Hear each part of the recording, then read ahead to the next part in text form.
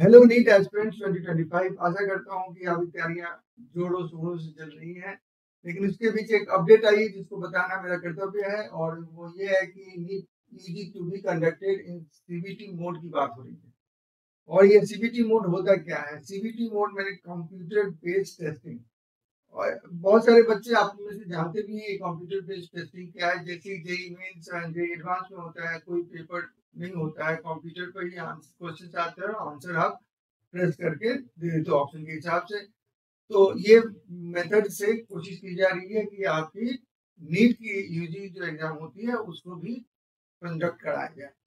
Actually ये बात मैं नहीं कह रहा हूँ, ये हमारे एजुकेशन मिनिस्टर हैं धर्मेंद्र प्रधान जी। इन्होंने बात कही है कि हम लोग अब कोशिश कर रहे हैं कि नीट यूजी का जो एग्जाम जो अभी प्रेजेंट पेपर मोड पे होता है उसको हम ट्रांजिशन में ला रहे हैं, यानी कि हम उसको चेंज करने की बात सोच रहे हैं और सीबीटी मोड में जाने की व्यवस्था में लगे हुए हैं। तो मिस्टर प्रधान ने ये बातें किससे कही है या कहाँ कही है, ये बात यहाँ पे आपको पता चलेगी। ये है द टाइम्स ऑफ इंडिया, यानी कि टाइम्स ऑफ इंडिया, शॉर्ट में TOI कहते हैं।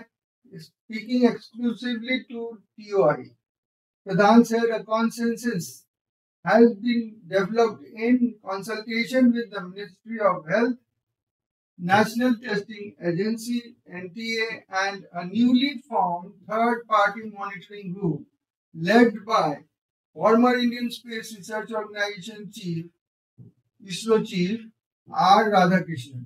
ये तीन ग्रुप्स मिलकर ये एक कॉन्सेंसस पे आए हैं, मतलब एक कॉमन विचारधारा पे आए हैं। वो विचारधारा क्या है हम लोग देखते हैं। एक्चुअली ये जो थर्ड पार्टी मॉनिटरिंग ग्रुप है ये किस लिए बनी थी? ये एक्चुअली राधाकृष्णन कमेटी जो है, इसी को थर्ड पार्टी हम लोग मॉनिटरिंग ग्रुप कह रहे हैं। ये बना था established in response to NEET paper leak allegation. उसने प्रपोज किया है ट्रांसफॉर्मेटिव रिकमेंडेशन। क्या है उसमें की है to shift to online testing. क्यों करना है? To mitigate security risk associated with paper based exam. Paper based exam में हमने देखा 2024 में इतनी सारी धांधलियां हुई कि मैंने हद पार कर ली है इस बार। तो इसके चलते क्या हो रहा है कि अब न सुप्रीम कोर्ट ठीक से राय ले पाया, क्या करें क्या नहीं करें। हाँ, देर में हम लोगों को रख दिया गया। बच्चे जो मेहनत किए थे वो अभी अफसोस कर रहे हैं कि मेहनत करके भी उनको शायद कोई अच्छी कॉलेज नहीं मिली है। इस सब चीजों को कम करने के लिए जो रिस्क है, गलत लोगों का चयन हो जाना, सही लोगों का ग्रुप नहीं होना, क्योंकि उनका मार्क्स उनकी तुलना में कम है जो चीट करके या किसी और किसी प्रोसेस से मार्क्स पाए, तो उसको कम करने के लिए कोशिश की जा रही है hybrid model. Hybrid model actually ये पूरा जेई मॉडल नहीं है। ये जेई जेई जो होता है आपका मेंस हो या फिर एडवांस, दोनों ही आपके पूरे कंप्लीटली सीबीटी मोड में होता है। यानी कि कंप्यूटर पे ही क्वेश्चन आता है, कंप्यूटर पे ही आंसर आपको सबमिट करना होता है। लेकिन अभी हाइब्रिड मॉडल की बात हो रही है नीट के लिए। एक्चुअली इसमें क्या किया जाएगा कि आपके क्वेश्चंस आएंगे इस कंप्यूटराइज्ड और डिजिटलाइज्ड फॉर्म में आएंगे, और आपको अभी भी हो सकता है, तो अभी बातें चल रही हैं कि आप पूरे सीबीटी फॉर्म में भी कर दे तो कोई आश्चर्य की बात नहीं होगी। क्योंकि थोड़ा सा अजीब लग रहा है कि आप हाफ डिजिटलाइज कीजिएगा एंड हाफ पेपर मोड रखिएगा, ये भी समझ में नहीं आ रही। लेकिन ऐसे उधेर मन में आप तो प्रिपेयर्ड रहिएगा कि ऐसा कुछ होता है तो आप प्रिपेयर्ड हो कि आप कर सकते हो। इसलिए थोड़ा सा कभी जेई मेंस का कोई एग्जाम हो, मॉक टेस्ट जिसको कहते हैं, उसको आप एक दो देने की कोशिश करिए। एग्जाम इसलिए मत दीजिएगा कि आपको उसमें मार्क्स लाने हैं। केमिस्ट्री का, फिजिक्स का हिस्सा तो आप थोड़ा कर भी सकते हो ना वहां से जेई मेंस का। तो ये करने से क्या होगा, आपको डिजिटल फॉर्म कैसे आपको एग्जाम देने वो भी आपको थोड़ा सा क्लियर हो जाएगा। तो मैं सजेशन यही करूंगा आप लोगों को कि देखिए क्या होगा। अभी भी काफी महीने बाकी है। अभी हम लोग समझिए कि अभी करीबन 5 महीने बाकी हैं। इसके बीच में क्या डिसीजन लिया जाएगा, आपके फॉर्म जब रजिस्ट्रेशन शुरू होंगे उसके पहले क्या डिसीजन ली जाएगी, अभी तो किसी को नहीं पता है। लेकिन अगर मान लीजिए आ गया, ऐसा कंडीशन आ गया, तो आप ये ना हो कि आप अचानक मैंने अकस्मात एक कोई डिसीजन आ गया, आप प्रिपेयर्ड ना हो। इसलिए कोशिश कीजिएगा महीने में एक ही हो, तो एक भी आप मॉक टेस्ट जाइएगा, क्योंकि ऑनलाइन मोड पे बहुत सारे ऐसे फ्री भी हैं।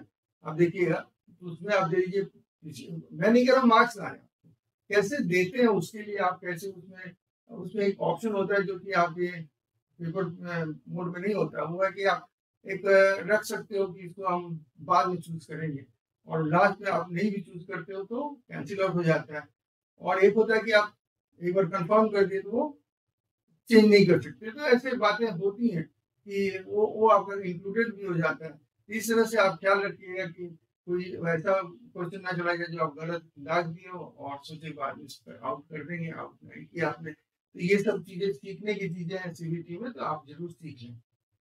मिस्टर प्रधान ने कहा क्या है ये भी तो जानना जरूरी है। ये तो रिकमेंडेशन है, उन्होंने क्या कहा है वो बहुत इंपॉर्टेंट बात है। उन्होंने कहा we have started implementation of the committee's report. Committee ने थर्ड पार्टी जो मॉनिटरिंग कमिटी थी जो के राधाकृष्णन के अंदर सजेशंस दिए हैं उसको इम्प्लीमेंट करने की शुरुआत कर दिया हम लोगों ने, यानी कि उनके बातों को मानने की कोशिश कर रहे हैं। ये बात इंपॉर्टेंट हो गई ना। तो इसमें monitoring group has been set up which will continuously advise and monitor NTA. ये मॉनिटरिंग ग्रुप हमेशा क्या करेगा, मॉनिटर भी करेगा, एडवाइस भी करेगा एनटीए में किस तरह से आपको एग्जाम लेना है, कैसे आपको एक्शन लेने हैं, सारे चीज। It will work as third party teacher. यही जो है के राधाकृष्णन की जो कमेटी है वो थर्ड पार्टी विजिलेंस का काम करेगा। नीट के बारे में उन्होंने कहा कि health ministry is primary client. Health ministry तो एक तरह से प्राइमरी क्लाइंट है ना, एक तरह से हेल्थ से रिलेटेड तो नीट है ना। आप डॉक्टर बनोगे तो हेल्थ से रिलेटेड आप स्ट्रीम में जाओगे, इसलिए it is being consulted for its suggestion. Health ministry को भी हम लोग सजेशन के लिए कंसल्ट कर रहे हैं। तो तीन हो गया ना, फिर एनटीए हो गया, हेल्थ मिनिस्ट्री हो गया, और थर्ड पार्टी बिजनेस जो है जो पार्टी है, तो ये तीन मिलकर आपका डिसीजन लेंगे। And NTA will conduct test. Conduct करेगा टेस्ट एनटीए। तो अब दो तरह का पेपर होता है, आप जानते हो। क्वेश्चन होता है, एक होता है पेपर बेस्ड और एक होता है computer based testing. Based on consultation and deliberations with the तीनों मिलकर डिसाइड करेंगे। मिनिस्ट्री ऑफ हेल्थ समझिए, कमेटी जो थर्ड पार्टी कमेटी बनी है, और एनटीए। वी आर लाइकलीहुड, बात जो है बार बार मैं कहने को, लाइकलीहुड मूविंग टुवर्ड्स सीबीटी। वो नहीं कह रहे हैं कि हम सजेशंस ले रहे हैं, डिसाइड कर रहे हैं, अभी तय नहीं किया। उन्होंने एक तरह से मन बना लिया है, समझिए वो लोग सीबीटी में जाने वाले हैं।